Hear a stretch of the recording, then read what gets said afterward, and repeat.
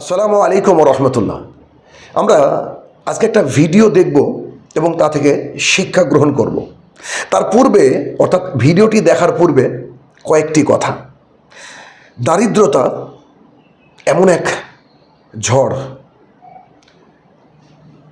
এই পৃথিবীর বুকে যারা দারিদ্রতার মাঝে নিমজ্জিত কেবল তারাই এই ঝড়ের তাণ্ডব ভালোভাবে বুঝতে পারে।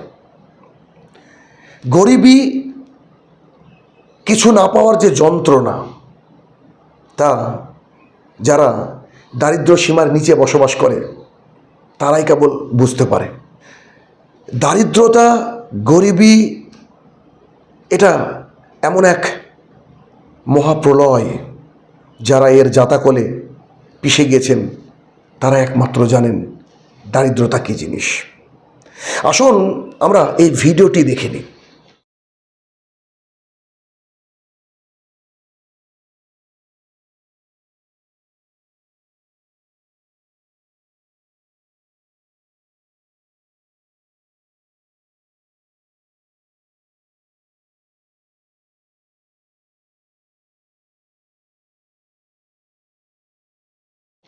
কি দেখলেন? একটা পাখি আকাশ থেকে এসে সে তার শিকার ধরল সমুদ্রের মাছ থেকে। আচ্ছা, বলতে পারেন এত সুন্দর করে একটা মাছকে ধরে সে গলাধক্ষ করলো, অর্থাৎ গিলে নিল। এই পাখিটি এই মাছটি ধরার জন্য কি কোনো স্কিল ডেভেলপমেন্ট এর কোনো কোর্সে ভর্তি হয়েছিল? কোনো বিদ্যালয় মহাবিদ্যালয়ে কি সে নিজেকে অ্যাজ এ স্টুডেন্ট হিসাবে এনরোল করিয়ে সেখান থেকে কি শিখেছিল? সবার উত্তর হবে না। তাহলে এত সুন্দর করে আকাশ থেকে এসে জলের মধ্যে থাকা মাছকে ধরে খেয়ে ফেলল, এই স্কিল, এই টেকনিক তাকে কে শিখালো? উত্তর কি? উত্তর হচ্ছে তার জীবন সংগ্রাম, তার পেটের ক্ষুধা তাকে শিখিয়েছে।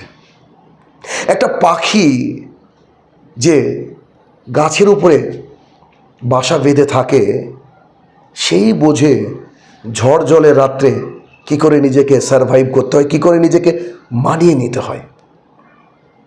ঠিক তেমনই একটা মানুষ যারা দারিদ্রতার সাথে প্রতিদিন লড়াই করে, এই ঝড়ের মোকাবেলা প্রতিদিন তারা করে, তারা কিন্তু এই দারিদ্রতা থেকে যে শিক্ষা পায়, সেই শিক্ষা কোনো স্কুল কলেজ থেকে আমরা পাই না। আমি এতগুলো কথা বলার পেছনে একটাই কারণ, পড়ানোর সময় দেখেছি ছাত্রদের চাকরির জন্য তারা পড়তে আসে, ক্লাসে বসে ঘুমায়, মা বাবা অনেক টাকা খরচ করে বাইরে পড়তে পাঠায়, সেই টাকা দিয়ে এনজয়মেন্ট কিনে নেয়। মা বাবা এদিকে বিভোর স্বপ্নে ব্যস্ত থাকে যে আমার ছেলে মেয়ে বোধহয় অমুক কোচিংয়ে ভালো পড়ছে, অমুক জায়গায় খুব সুন্দর পড়াশোনা করছে, ডাক্তার হবে, মাস্টার হবে, পুলিশ হবে, কিন্তু আলটিমেটলি তারা কিছুই হতে পারে না। আসলে কি জানেন, আমি বলি যে ওই সন্তানগুলোকে বাইরে বা কোনো জায়গায় পাঠানোর পূর্বে তাকে দারিদ্রতা নামক টর্নেডো, অভাব নামক সাইক্লোনের সাথে একটু পরিচয় করিয়ে দিন।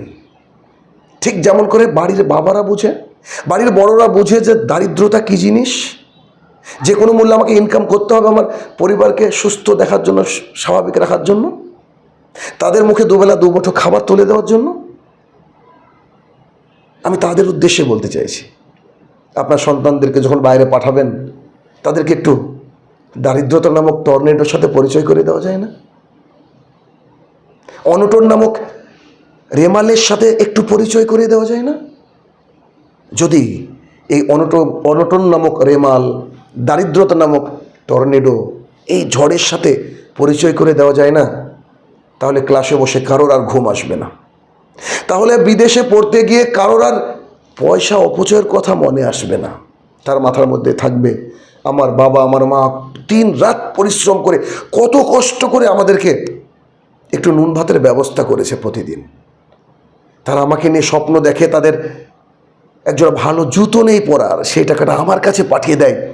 আমার ছেলে একদিন চাকরি পেয়ে ভালো বিজনেস করে আমাদেরকে সুখ শান্তিতে রাখবে।